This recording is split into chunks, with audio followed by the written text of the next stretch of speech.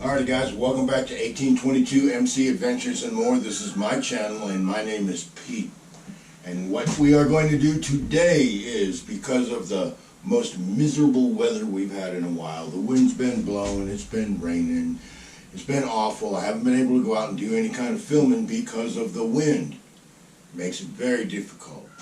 So because of the weather we've had recently, what I did, and this is Memorial Day weekend, it has been raining since Thursday. Today's Sunday.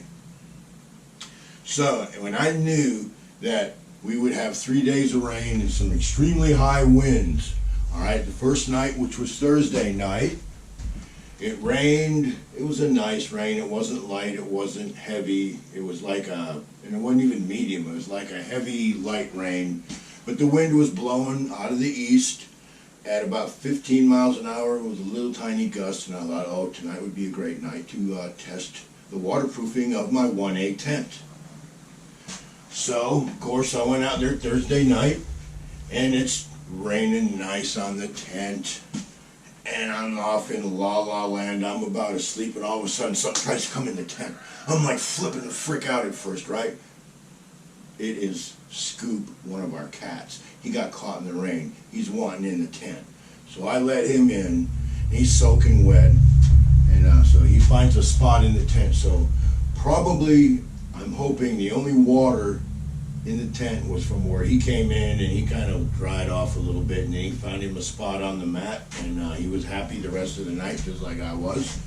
But then I left it up Friday night, and I left it up Saturday night, and the wind was blowing up to probably 50 miles an hour, regular sustained winds of 25, maybe 30. It was really rough, really was, and rain just coming down to beat the band. So I left the tent up, and it withstood winds of over 50 miles an hour, and it has been raining, and the wind has actually been blowing, like I said, for the last 3 days, anywhere from light, variable, to terrible. So what we're going to do now, I'm not going to talk, I don't think, because of the wind outside, but I'm going to go outside, and I'm going to show you the tent. What I'm going to do is, I'm going to walk around the tent, and you'll see how I had it set up, and you'll see now it took a beating, you'll be able to see that, but it looks like it stayed dry. I'm going to take my rain fly off, and then we'll look inside the tent and see if there's any water in there. Because all that should be in the tent is a couple little nylon bags and a Rudy Tooty point and shooty. I do believe there's a flashlight in there still. My climate air mattress, my climate air pillow, and a poncho liner, and I had draped a blanket up over my air mattress. So hopefully everything in there is dry. What do you say we walk outside and we'll take a look in there? I have no idea. This is probably one of the most honest videos I've made in a while. We're going to walk out there. I'm going to take the tarp off. Well, my rain fly, which is a poncho. And the way I set it up worked. I was very surprised. We'll talk about it later. Let's go outside and let me show you what I did so you don't think I'm just sitting here rambling like a madman. Let's go outside.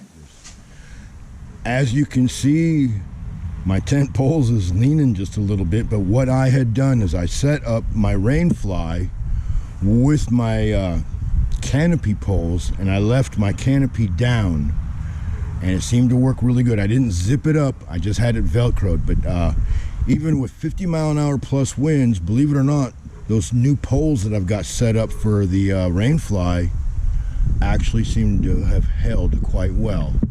So here we go. All right, so I had her straight. So I had it strapped down, water channeled off it this away, and you know, things are a little loose, but we had some really serious winds. And this hole right here, that's for my Trekker 2.2.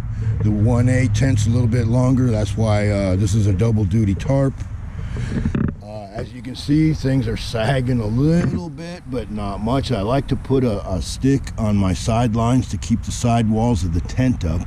So I put a rock inside the hood, twisted it off, run a line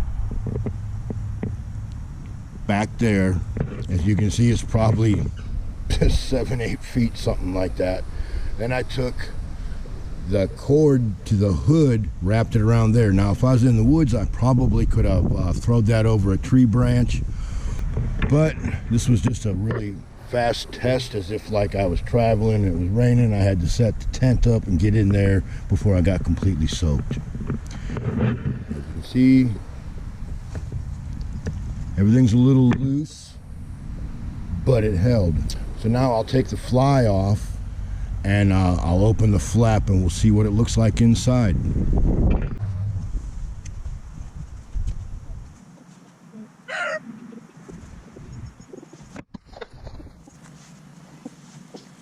Alrighty guys, here we go. We'll flip this up and we'll see what it looks like in there.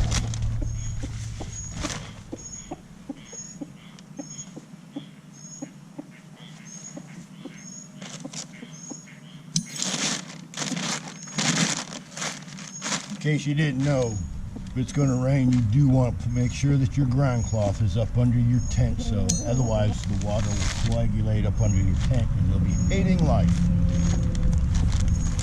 Huh, go on, bud. Go on. Go on. Freaking freeloader.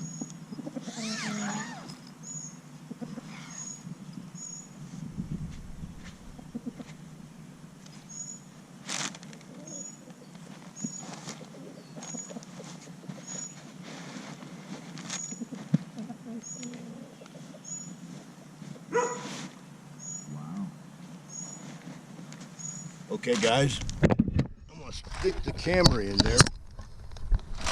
Alright guys, let's stick the camera in there and take a look. As you can see, maybe not, it's absolutely dry in there. The rain stopped about 2 hours ago, so yeah, this is nice and dry. So the tent was a success. One more time on these sidelines. Now this one done got loose, but I definitely like putting a fork stick in there to help keep the sidewalls up.